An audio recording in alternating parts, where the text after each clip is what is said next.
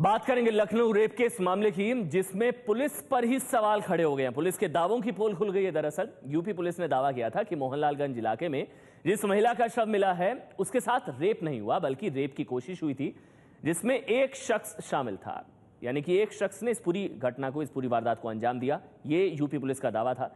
जबकि लखनऊ पुलिस को जो फोरेंसिक रिपोर्ट सौंपी गई है उसमें साफ कहा गया है कि लड़की के नाखून से जो सबूत मिले हैं उसके मुताबिक एक से ज्यादा लोग इस वारदात में शामिल थे और महिला से रेप हुआ था। यानी कि ये गैंगरेप का मामला। और एडीजीपी की तरफ से जब प्रेस कॉन्फ्रेंस की गई थी सुतापा सान्याल की तरफ से, तब उन्होंने कहा था, आपको याद होगा प्रेस कॉन्फ्रेंस की थी उन्होंने कहा था कि ये गैंगरेप का मामला नहीं है।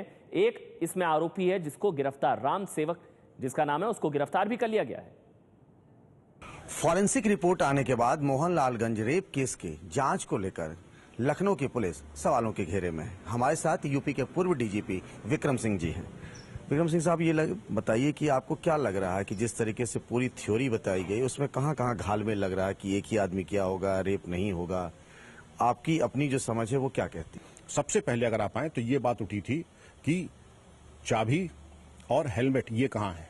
पुलिस अधिकारियों ने बताया कि ये एग्जिबिट्स के रूप में कोर्ट में दाखिल हो चुकी हैं। इसके बाद ये बात आई कि जो आरोपी है उसका बेटा नदारद है। फिर पुलिस अधिकारियों ने यह बताया कि बेटा अपने परिवार के साथ है। आज मैंने जो अखबार में देखा कि नाखून में एक से ज्यादा व्यक्तियों का अवशेष था, तो ये बड़ी महत्वपूर्ण बात है, क्योंकि अभी तक ये बात कही गई थी कि केवल एक व्यक्ति ने हत्या की है और रेप किया है। अगर 2 या 3 या ज्यादा लोगों के अवशेष हैं तो इसका समाधान क्या है? उसका सिम कार्ड का और फोन का न मिलना, ये भी एक बहुत महत्वपूर्ण कड़ी है जिसके अभाव में आप विवेचना को पूर्ण नहीं कर सकते हैं।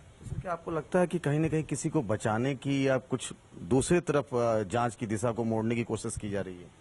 अगर नाखून में अवशेष हैं एक से ज्यादा व्यक्तियों के और हमने प्री मैच्योर तरीके से विवेचना की दिशा को बदलने का प्रयास किया, तो इस बात की भी जांच होनी चाहिए कि हमने क्यों फॉरेंसिक रिपोर्ट के अभाव में और बिना उसको प्राप्त किए हमने ये बातें हमने जग जाहिर क्यों की?